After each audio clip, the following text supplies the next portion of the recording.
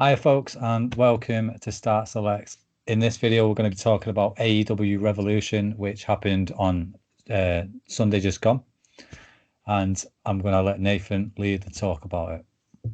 Well, I think the first card we want to just kick off with, I think it was a great card, great match to open the card with, and that was the tag team titles. We all know the tag team division in AEW is high quality. It's like the best division I think I've seen in across everything in all Yeah. kind of wrestling companies. But what did you guys think of it? Because you got to remember this time last year, it was one of the best matches I've ever seen in my entire life, and that was the Kenny Omega Hangman Page versus the Young Bucks. But I think this came at a different pace, but it worked. I mean, we all knew Chris Jericho wasn't going to do flips, and I mean, I know he does a moonsault, but we all knew he wasn't going to be that fast-paced action.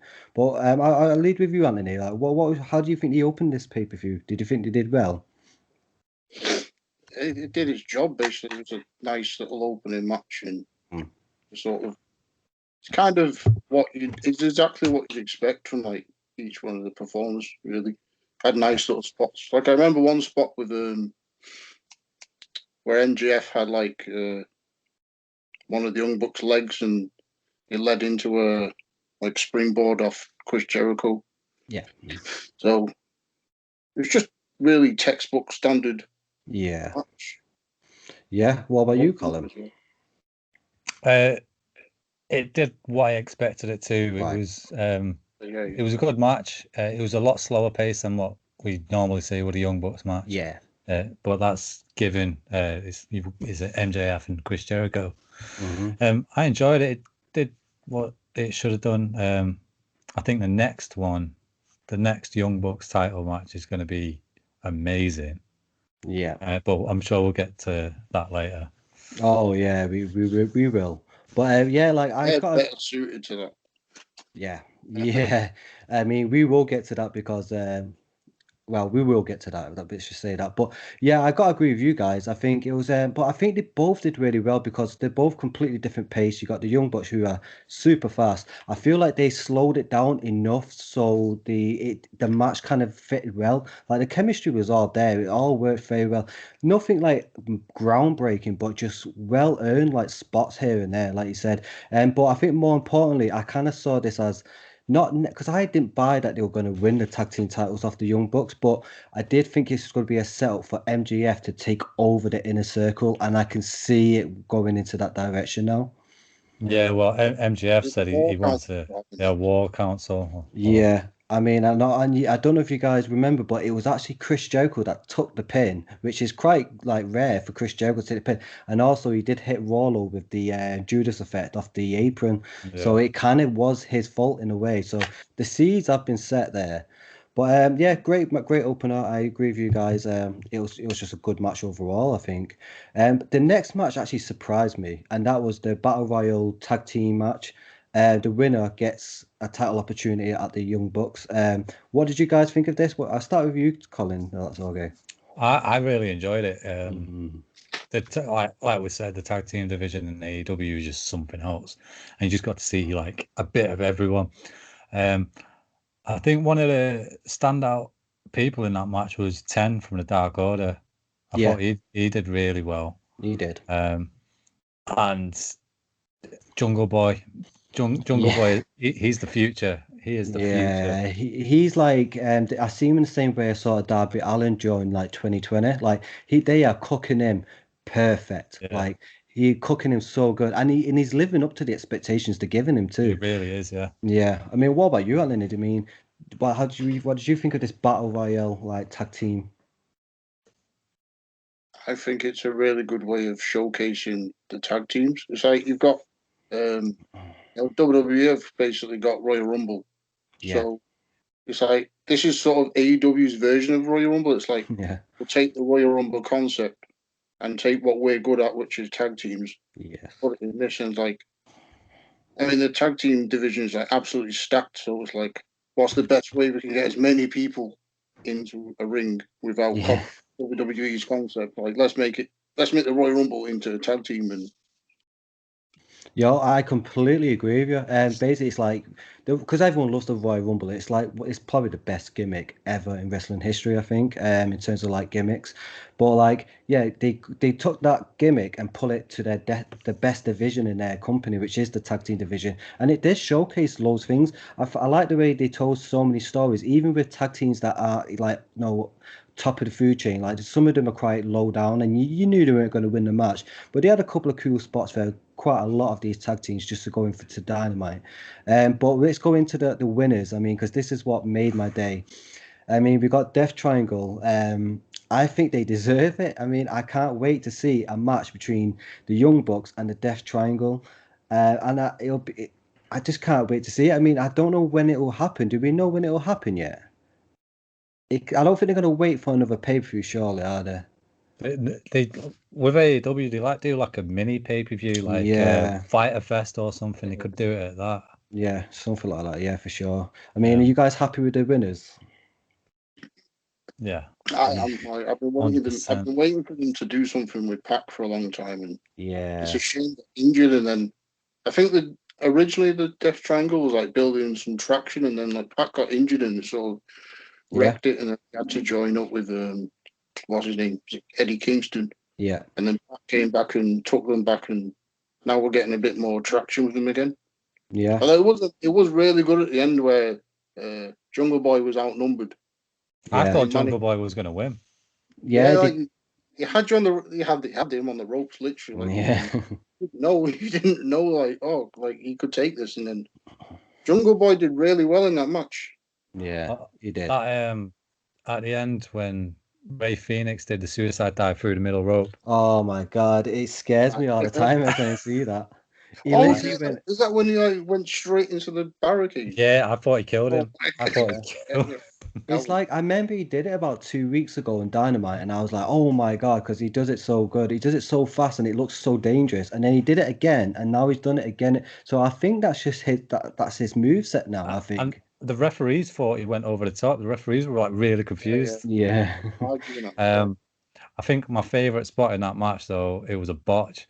It was Marco Stunt did a Hurricane Rana on Evil Uno.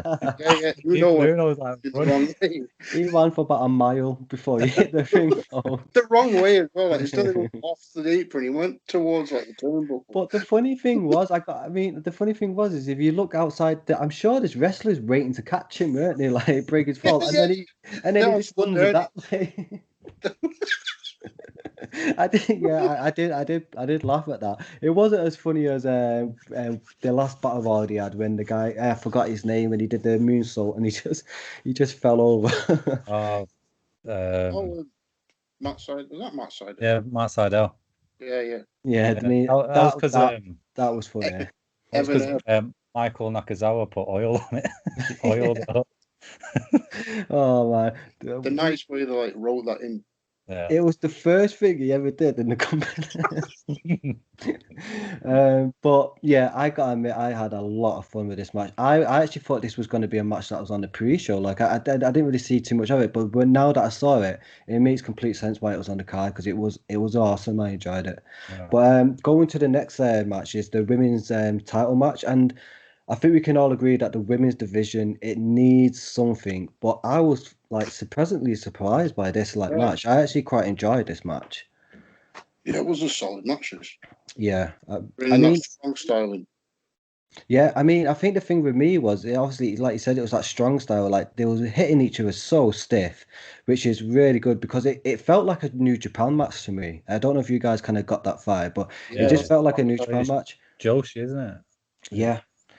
Well, that's the thing. I don't know too much about the but the thing is, it's their fault for doing this, and this is my complaint about this match was I enjoyed the match, the in-ring work, but the build-up is like it's weird because the build-up was a tournament, and I love that. That's a solid way to build up. Like Kenny Omega, that's how he became #1 contender because he won that tournament. I don't know if you guys remember, but they did it this way, but only about I think 2 or 3 of those matches, 2 or 3 of the matches of that tournament were on Dynamite, and the rest were on YouTube. It's not good enough. I'm sorry, but it is not good enough. Japanese branch of it was all like a separate thing on YouTube. Yeah. I mean, it was actually a really good tournament, but like you said, it's like it wasn't really widespread, so you had to like search it out to like. Yeah, honestly, it's like I said, like if you compare it to how Omega won his tournament, every single match in that round was aired on Dynamite, and this one we've got about 2 or 3, and there was some matches with like big names that I was thinking like how is that not on Dynamite? That's like a pay-per-view kind of level match, but they're on YouTube, and I think this match suffered because of it. Like I said, the in-ring work was great, but it's hard for me to get invested in this kind of match with that kind of build. I think they did really well with the video package before the match started. They filled in a lot of gaps, but obviously it just wasn't enough for me. I mean, how do you feel on it, Colin? I agree. I think the build up package it actually gave history between the two. Like 10 years ago, in one of Hikaru Shida's first matches, Rio said to her, "You'll never beat me in 100 years." Yeah. I think that gave the match a bit more. Whatever. I mean, that video package was like well done. I have got to give them that. I think all the video packages were really well done. Oh yeah, it did really well. Night. Yeah. I enjoyed the match, but I think it went on 5 minutes too long, maybe. Yeah, I agree. Too many like kickouts, I think. Yeah, it was a kick out fest at the end. Yeah. I don't like Thingy's mime gimmick. Misonomi's, you know, where she does that like rope mime thing. Right. Yeah. I know what you mean. Too long. Like you had like She'd like stood on the stood into the turnbuckle for like 5 minutes while she's doing this like weird mime stuff. It's like you stood there too long, and like it just looks like, I know wrestling's fake, but I know. Looks so ridiculous when she's just stood there like waiting for like her to attack. Yeah, no, I agree. It wasn't perfect, but like I said, I think the in-ring work was great. It's just ethic around it's not enough. They need to do better. Like they do need to do better. I think I like the feud that they're building up though with you know, when Thunder Rosa came out to like protect him from Britt Baker and Nyla Rose, that could be a really nice feud that they're building up there. Yeah, I think they're going to build to Britt Baker and Hikaru Shida having a match, and I think Britt Baker needs to get that title. Yeah, she's been sidelined for a long time. We've been waiting for her to like get some push behind her. Yeah, I agree. Well, going on to the next match is what it is. I really like this match, and that was Hangman Page versus Matt Hardy. It was a money match, so whoever won got I think it was like the first 5 or 6 months of their paycheck. It was this one, the match was like fine. I thought it was a good match. I think it was the story behind it that made it for me. Like I couldn't stop smiling by the end of it. Like with the whole Dark Order and Hangman Page, like them two together, it's like they both need each other. The bears. Yeah. And I think it was such a cool spot as well, like the very end, like how he did his finisher, like they pushed him back on the apron and then he flipped right into his like clothesline. I think that was like amazing. I thought that's the highlight for me. Right. I mean, how did you guys feel in this match? I thought it was one of the weaker matches, but I still think it was a solid match though, like, you know. But mainly because of the build up to it, you know, when he like tricked him to sign that contract and you wanted to see how it had pan out, and Money Matt is basically going to lose like half of his income for the year. First quarter. So like, I think that was the build up to it, and I mean the highlight for that match was like what Colin said earlier about when he fell into the Dark Order. It was a solid match though. Can't really. Yeah. I mean, how do you feel, Colin? Matt Hardy's one of my favorite characters in the whole of wrestling. Yeah. And Big Money Matt is, I think everything he touches is gold. So it's a good gimmick. The whole build up, like with because he's done it with Private Party, where he's taking 30% of their income. Yeah. And the way he did it with Hangman Page, sorry, I thought it was great. Everything about this build up was great. The match was fine. Like, it wasn't a bad match at all. The match was fine. Private Party coming in and then the Dark Order coming in. I thought it was great. Yeah, I really liked it. And I like the stipulation as well. It's not anything to do with like a belt. and it's not just a match for the sake of a match to get somewhere. It's Good about money. story. Yeah. No Story building. surprise to that match, but it was still a solid match there. Yeah, I thought it was a really good match. I enjoyed it. Well, there was actually I actually skipped over a match accidentally, Kip Sabian, but Orange yeah, Cassidy. that was the one. Kip Sabian, Muriel, and Orange Cassidy and Chuck. Right. I mean, I think I skipped over this accidentally because I didn't really enjoy it that much. I don't. It's not that it was a bad match. I just didn't think it was like a great match. Like I think the thing is with like since Rusev or since he came to AEW, Miro, sorry, since Miro came to AEW, he's just not like he's not become what everyone wanted him to be. Do you know what I mean? I think he will. I think him winning that, he basically won that match on his own.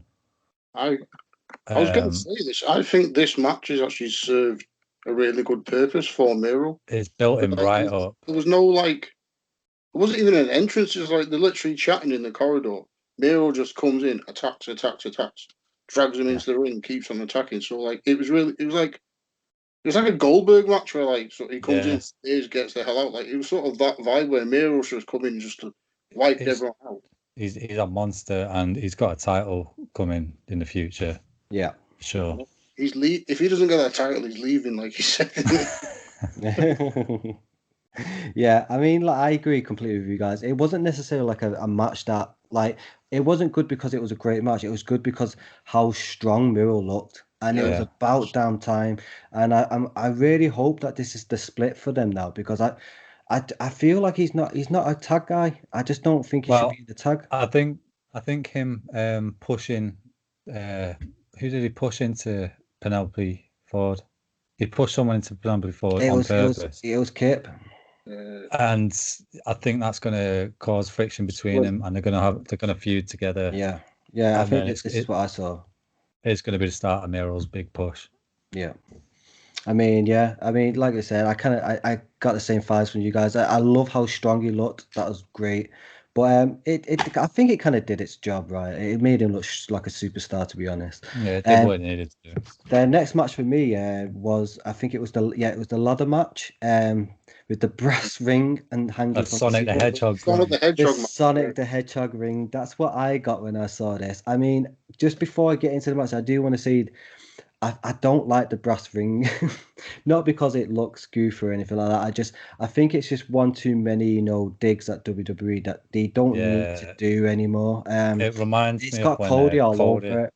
Yeah, when he sledgehammered the throne, it's the same sort of petty nonsense that they need to get past. Like it's bringing AEW down. I think. Yeah, those petty jibes. I mean, they don't need to do them. Bit nitpicking and but yeah, I do agree with that. I don't think they need to do it, but it's not hurt it too much, I don't think. But the match itself, what did you guys think of the match itself?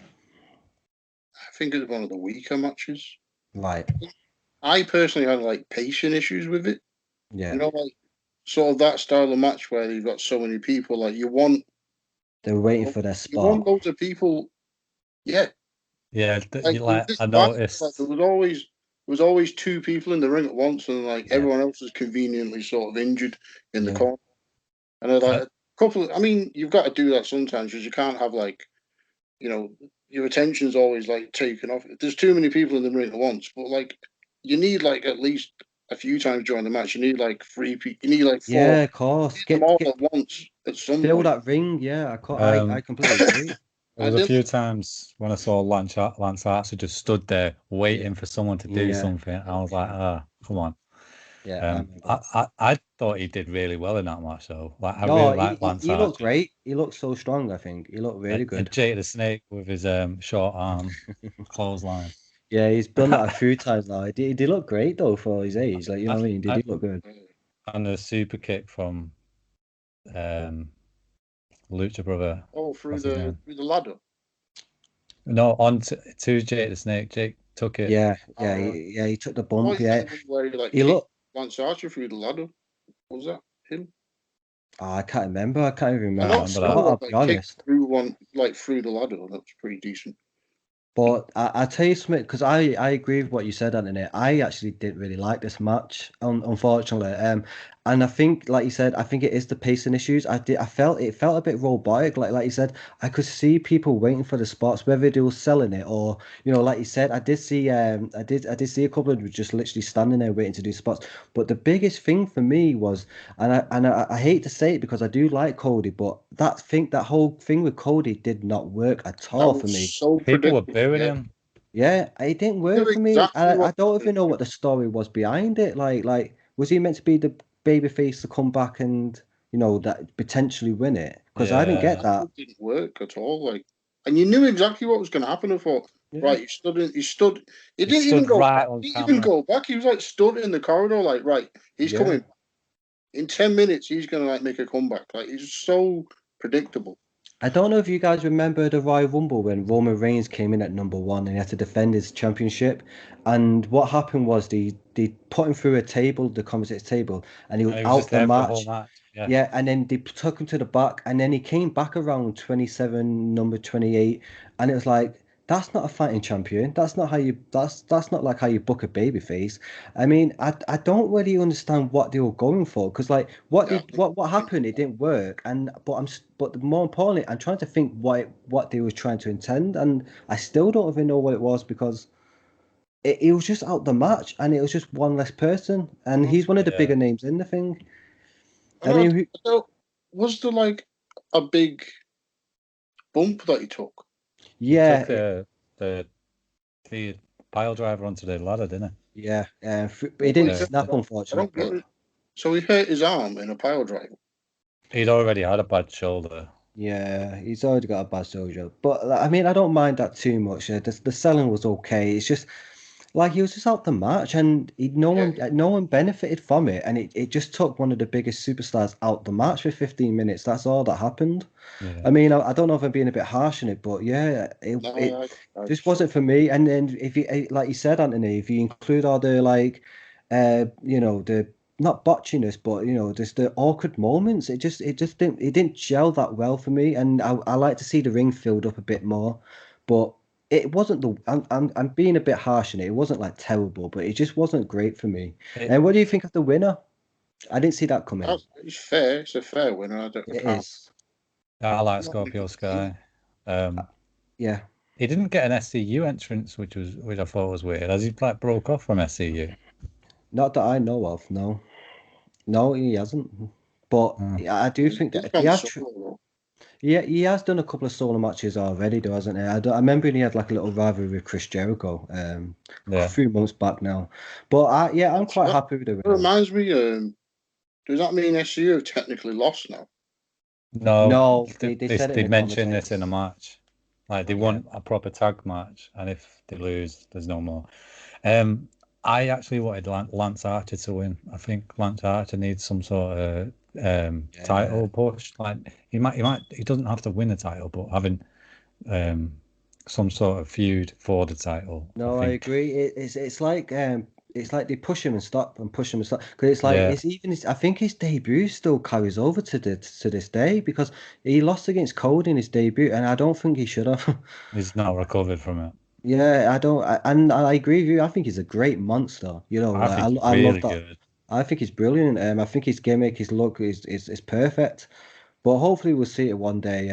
I can't see it happening anytime soon though, because obviously the TNT belt, obviously that's happening tonight, I think. Well, on this episode of Dynamite. We'll see how I that think turns out. Scorpio Sky's going to win it. Yeah. Oh, you think so? I was Yeah, surprised by that. We'll talk about Darby Allin in a bit, but Yeah. Well, before we get What to about Ethan Page? What are yeah, your feelings on Ethan Page? see, I'm not too familiar with him. I I barely don't know watch him. Impact. Do you guys watch Impact? No, No. not really. I only really know the big It's- names. I mean, it was actually quite exciting for me seeing Right. Ethan Page. But did he do enough in that match for you? It was just nice to see him. I think it's nice to see him. Yeah, career-wise, I think that speaks more about the match, like we said before. Like it just didn't seem like it gelled that well. Like, did it really? But career-wise It was for like a Ethan Page, because like it, he's literally he died in Impact. Yeah. He's literally dead now.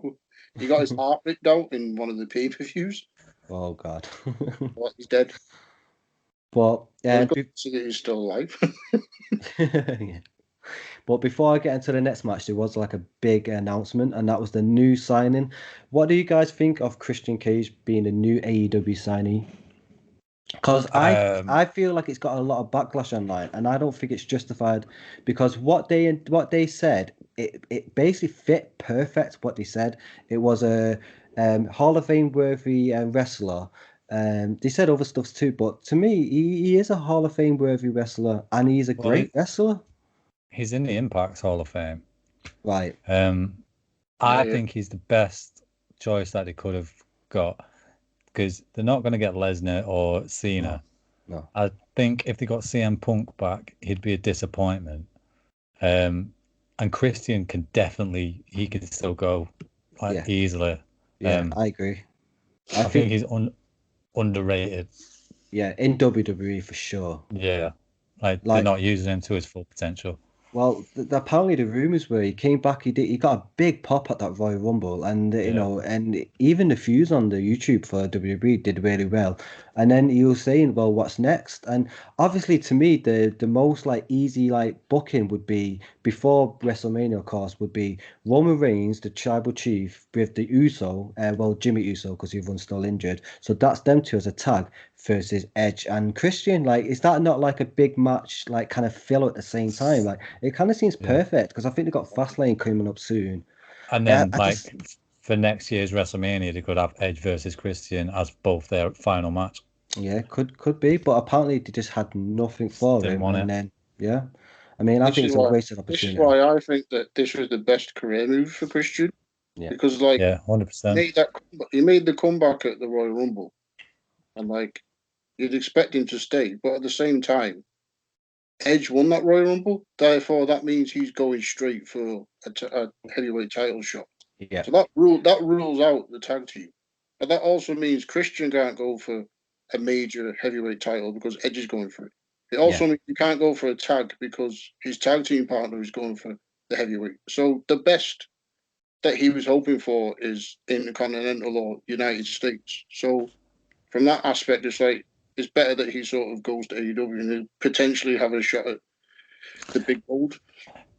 It also, like, Christian's got all the ties with TNA and Impact. Yeah, definitely. He's one of their best champions ever. Yeah. Like, and he did his best work there, I think.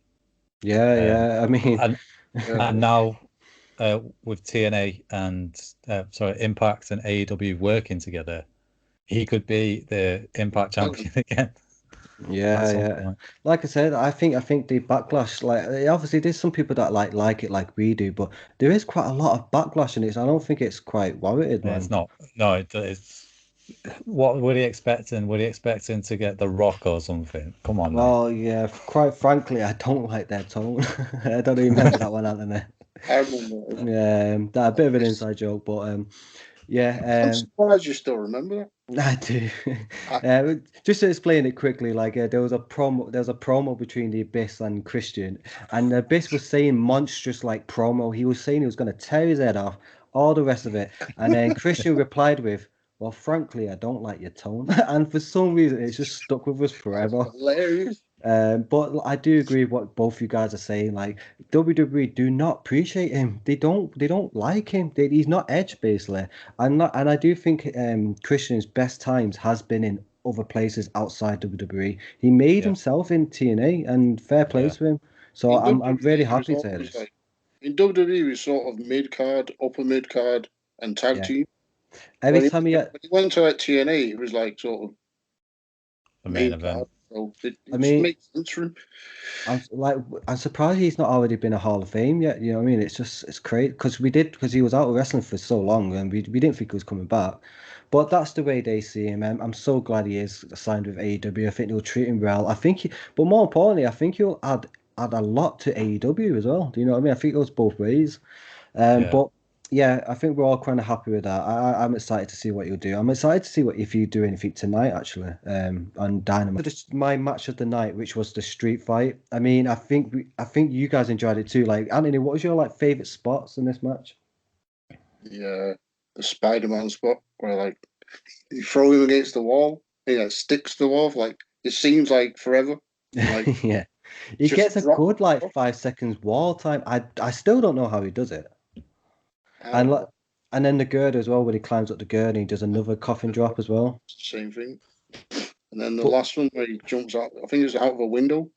yeah, He just breaks straight through whatever the hell that yeah. was.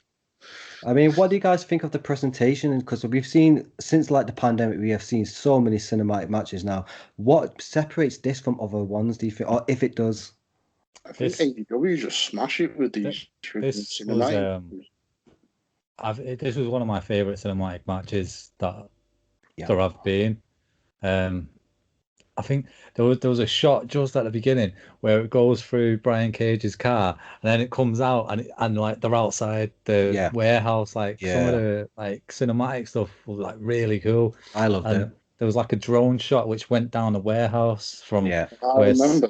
where Yeah. Sting and Ricky Stark were fighting, and it goes Yeah. straight down to Brian Cage and Darby Allin. I thought Yeah. that was really cool. No, you're right. Yeah, the camera work was spot on, man. It's Yeah. the transitions between one fight to the other fight. It was really good, and I agree. Like this was one of my favorite cinematic matches I've seen, but it was done really well because let's be honest, Sting isn't young anymore, and I think this benefited him. It made him look like an Yeah. absolute legend. Sting It looked made him look wicked in so there. strong, Yeah. and I was worried about like how is Sting going to perform in like a match, and then like the way they just like covered up whatever yeah, limitations he had. They made him look amazing. Like yeah, they did. it still might be amazing, but they made him look amazing whatever state he's actually in. Yeah, yeah. I think every single wrestler in this match did their part. Like they all played their part really well. Like yeah, Brian Cage doing that suplex up the stairs, like carrying him. oh my Oh, God, yeah, That yeah. was next level. I've got to say, like we in wrestling, you're gonna come across the big wrestlers, and obviously Brian Cage fits into that category. But he is absolutely amazing. Like I thought he was good, but I didn't realize He's, how good until the last couple of months. he's something else, man. And I think he's brilliant. I can definitely see him with the AEW Championship one day, like, and I would be quite happy with that. Like, because he's not just a big, strong guy. I've seen him do quite athletic stuff. Like, he's he can do all sorts, can't he? yeah, I think he's definitely like a future champion. But like going back to the match, like there was a couple of cool moments, like you said before, like some of the camera work was really well done. But when Darby throws the bat back to Sting, and then he gets his second wind. I mean, we all know that bat is like a signature to Sting, and it was having him that bat and make a comeback was like it was one of the best babyface. Like it was like a hot tag in a way in the Yeah. cinematic universe. Hot tag to the baseball. It basically was. Are you guys happy with the outcome? Yeah, I think they needed to win. I love Team Taz. I Yeah, really like Team Taz. I do. I think Team Taz, like they've got the FTW championship. I think they needed like a tag Yeah. run Yeah, because they are really good. They're like just bullies. yeah. No, And I think Darby. I'm not a big Darby Allin fan. oh, okay. I know I think that's it's controversial, but just seeing him get ragdolled about by Brian Cage and yeah, Through that window as well. yeah, it's just like how can I can suspend my disbelief to assert like it's wrestling, I can do it, but that's just something else. It's like me beating Brian Cage. That's what it yeah. feels like. Yeah, I agree. Like I think that Brian Cage and Darby Allin is like the perfect setup. Like you got this because he can lift it, like you said, like, when he did the suplex and he was walking up the stairs. You can do that because it's Darby Allin. I know he is strong, and I'm sure you could do it to a few other wrestlers, but it definitely helps. Yeah, it Um, showcases. I mean, yeah, I mean, I said it was my match of the night. I mean, what do you guys feel? I agree. I agree. Yeah, Even I the think. build, I think this has been the best build-up match. Oh, see, Yeah, I it's gotta been going for a disagree. while. I gotta disagree that it has been going for a while, but it's been going on a bit too long. I think it's been like 3 months, man. Yeah. And it's been Sting coming in and then clearing house. I don't know. It's just been a bit rinse repeat. I think they could have done with 1 or 2 like promos instead of actually doing like a live promo. What do you think's next for Sting then? Like, because Darby Allin isn't going to need him for Scorpio Sky. No. Like, what's Sting going to do from here on out? See, I'm gonna guess that Sting. Like, I think Darby Allin will win his title match against Scorpio Sky. Scorpio Sky. I think he's definitely gonna win, and I think Sting's gonna come out at the end of the match, but not to like assist him or anything like, but to and then like kind of like just tap the belt on his shoulder and be like, okay, I get where you're going now, because I think them two, that's money. That's a money match right there. Sting and Darby Allin. You want them two to go against each other? 100%, yeah, and I think Sting should lose that, but that's going off. That's just me like guessing. We're not seeing any build promotions. It might not even happen, but I think them two should be the next match because I want to see like a real big contender going for that TNT belt, and I don't think Darby Allin's had that great defense yet. Even like this is like the first pay-per-view he's had the belt, and he's not really had one really. I mean. I think he's only had like 1 or 2 defenses of it. Yeah. I'm not even sure how many there is because it's not been very memorable. He hasn't had to really defend it. Like if you compare it to Cody, I mean, I think every week he was defending it at one point, right? He made that like all in his own little thing. Like he's I'm going to be a fighting champion and I'm going to like defend it every week, and he went out of his way to defend it. Yeah. It's fine. Like Cody didn't have to defend it that much. He sort of chose to. Yeah, I mean, I think also what hurts a little bit Darby Allin is the way he. I know this is from the last pay-per-view, but I said it to you guys when we were talking about it. We weren't on the video, but I didn't like the way he won it off Cody. I think he made him look a bit weak because Cody dominated for like 90% of the match. I know that was part of the story, but I still think now, like going months later, sometimes you got to give them the benefit of the doubt. Maybe they got something up the sleeve. I still think it was the wrong decision to do that. I think he should have beaten clean.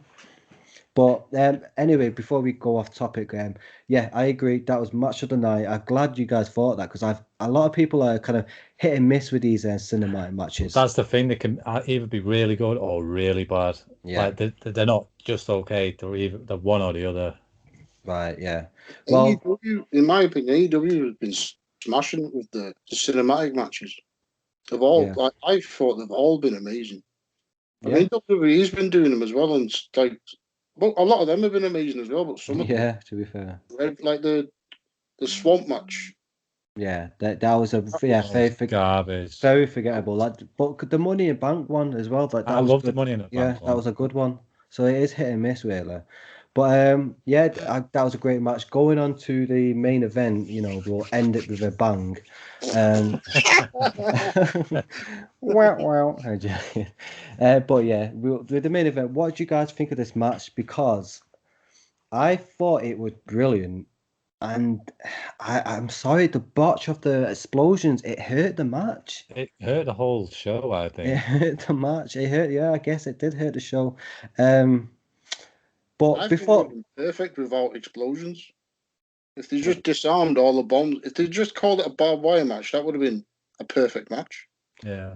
See, I think that kind of made the match though. The whole, the big ridiculous title of the Exploding Barbedwire Deathmatch. It kind of worked. It just needed that. It just needed that boom. Yeah. It didn't have that boom at the end, and it was like sparklers basically. I felt so bad on Eddie Kingston because he sold it. He was selling it. He had to sell it, and like he didn't see it because his head was down. Yeah. He sold it like he was dead. Yeah. Like, he was like. Yeah, because a lot of people because I don't know if you saw like the interview with Tony Khan. He tried his best, bless him. He tried his best to like try and cover it, and he said, "Oh well, that's Kenny Omega's fault. That bloody heel. His engineering work is not good, obviously." Yeah. But because Eddie Kingston sold it the way he did, it's hard to recover. That's one of the reasons why I'm looking forward to Dynamite. I want to know what they do.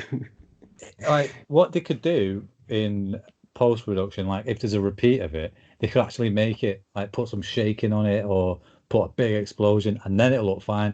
But because you watched it live and you know what happened and some sparklers went off, Yeah. Oh no, it's a shame. We're talking about this. We're not talking about the match. We're talking about how bad the end was. Yeah, and because the match was really good. well, let's get into the match. Like, I thought the match was really good. I think it had one of my favorite spots I've seen in months, and that was no one kicks out of the one ring angel, and they stayed true to that. They stayed true to that. He hit him with the one ring angel. I thought, wow, he's won. Like, because when someone gets hit with that one ring angel, the match is finished in my eyes. Like, the match, they have conditioned me to think that way, which is great booking on their behalf. But what does he do? He kicks the barbed wire to set off the explosion to break the pin. Genius. Yeah. I thought this was genius. I think it did so many things well. One, it protected Kenny Omega's finisher, which is really important. And two, it takes advantage of the gimmick, right? It's absolutely fantastic. I mean, what did you guys think of this match? The explosions to the face were pretty good. Perfect. Like you said, that was a perfect gimmick right there. The way of getting out of the one ring danger is just set off the bomb in his face. Another good explosion was the one on the barbed wire. Yeah, I didn't see that coming. I didn't see that. That was a really good explosion. The explosions to the back were a bit nappered. The triple hell one, that was a dud for me. Like, it was just two fireworks next to it.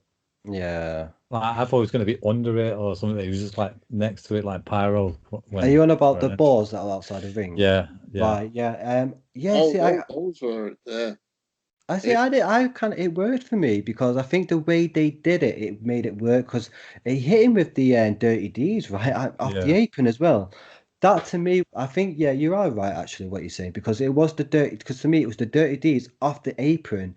That alone is, and John Moxley, he doesn't pull his punches, like he literally takes the feet off the ground and then he falls on the head. I mean, I'm sure he's safe. I know he knows how to wrestle, John Moxley, but damn, that looked painful, man. That did not look good. I mean, and then if you add in the wood and then the barbed wire, we all know the barbed wire is not going to. I think the move itself is more damaging than the barbed wire, but so I do agree with you with that one, Colin. But that was a good spot as well. Yeah, that was really good.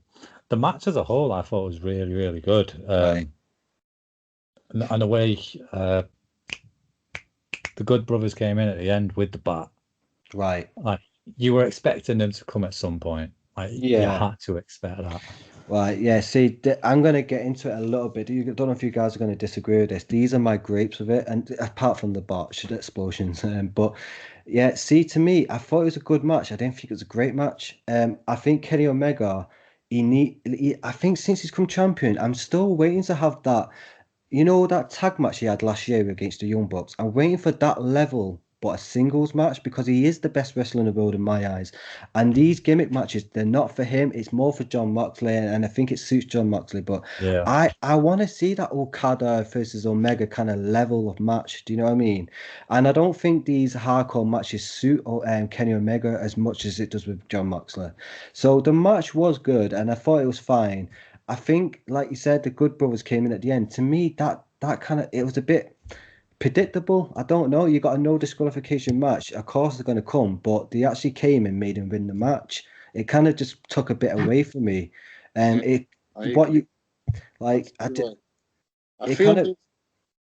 Sorry, go on, Anna. I feel like. Oh shit.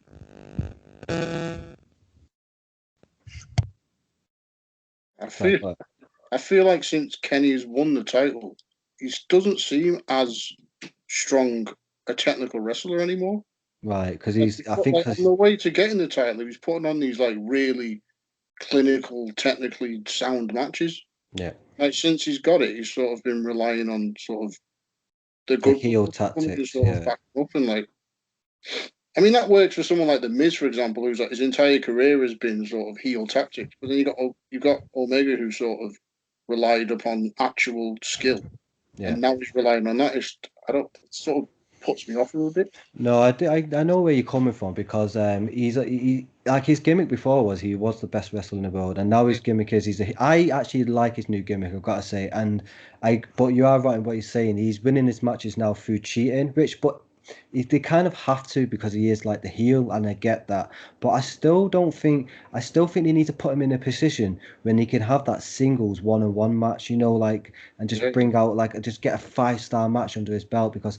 To me, the hardcore. I mean, I'm more of a fan of single matches anyway, but you do need these hardcore matches, thrown in every so often. Of course you do, but to me, it doesn't benefit the talent of Kenny Omega. Do you know what I mean? Like, because there's a lot of gimmicks involved, and you're not going to see that pure talent, that in-ring action.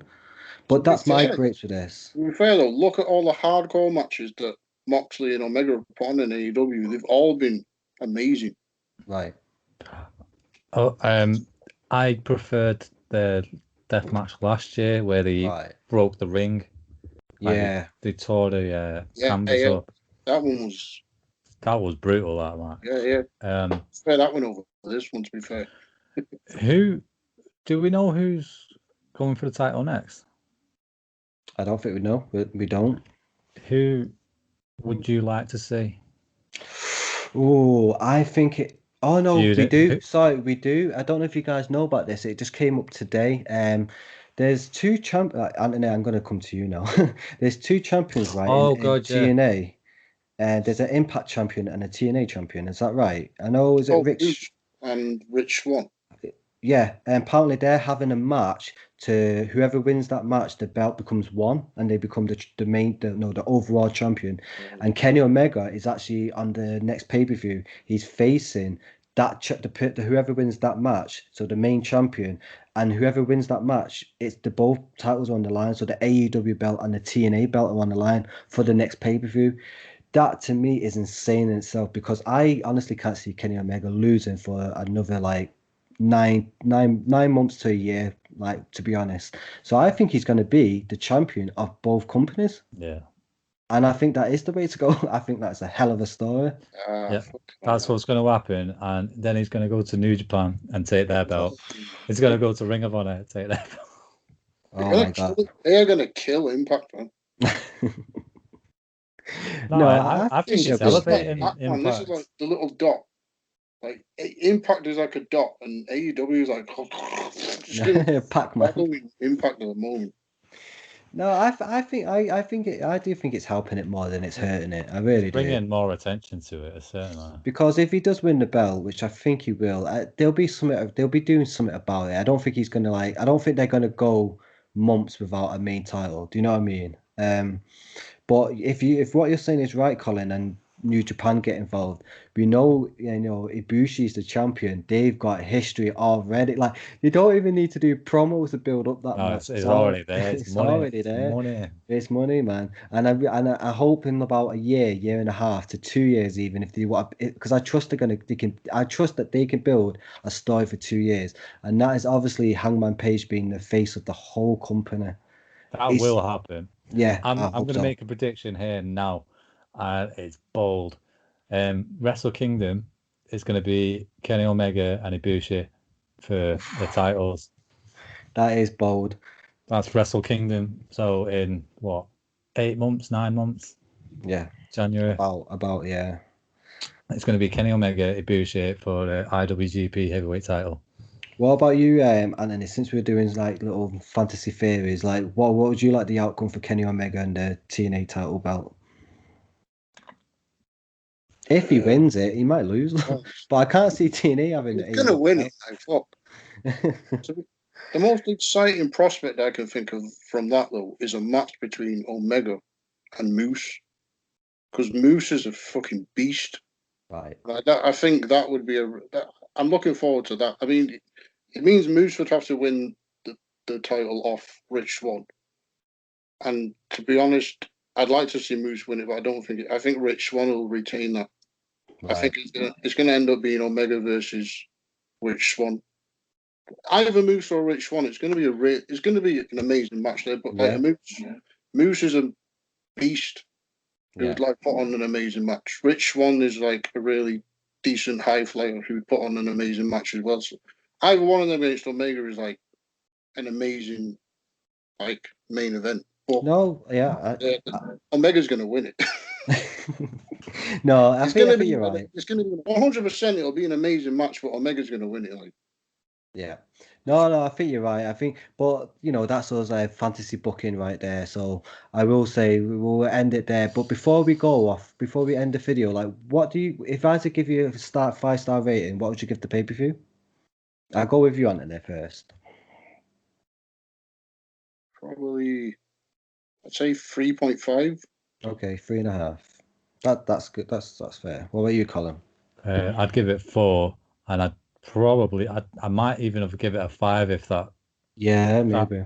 bang happened. Like that took so much steam out of the whole show for me. Yeah, it's how you leave them. I was watching Wrestle Talk before, and it's how you leave them. Yeah, and that was yeah, I'd give it a 4, like a a low 4. See, I think I'm giving it the lowest. I'm just going to give it a straight up 3 stars. I think it's good. Like, to me, I think I said this to you before. I thought it was good. I didn't think it was great. Like, the main event was, I know it was a gimmick match. It was impressive at a spot at times. Obviously the ending was botched, which did impact it a lot. But the match itself is not my kind of match I want to see from Omega. And then, like we said before, there was a couple of good matches, but there was a couple of all right ones as well. Do you know what I mean? Some that didn't, like the ladder match was really that's probably the most it wasn't the worst match on the card, but it's the most disappointing one, I think. What was the worst match on the card? I don't know. I think it was Miro and the tag team. Probably. That's definitely, yeah. I think, and then even like Matt Hardy versus Paige, it was a good match. Don't get me wrong, I did like it, and I liked the ending, and the storytelling's good. But it's Matt Hardy versus Paige, and the pay per view to me, it's not the big. It's not, because you got to remember their pay per views. It's not like WWE. It is literally like once every 3 to 4 months. You have got to wait a while, and so they kind of feel like little mini WrestleManias to me. But that's how I see it. I mean, like I said, 3 stars. I enjoyed it. I still liked it. I thought it was good. But yeah, I mean, I think if we average it out, it's about 3.5 stars between all 3 of us. But fair. yeah, I mean, I'm going to hand it over to you, Colin. Yeah. Well, thanks for joining us talking about AEW Revolution. Let us know what you thought of the show down in the comments below. We might see you for the next AEW pay-per-view, which is Double or Nothing. Yeah, it's quite soon as well, actually. Yeah, it's in May, end of May. So yeah, we'll see you next time, folks. And as always, GG's. GG's.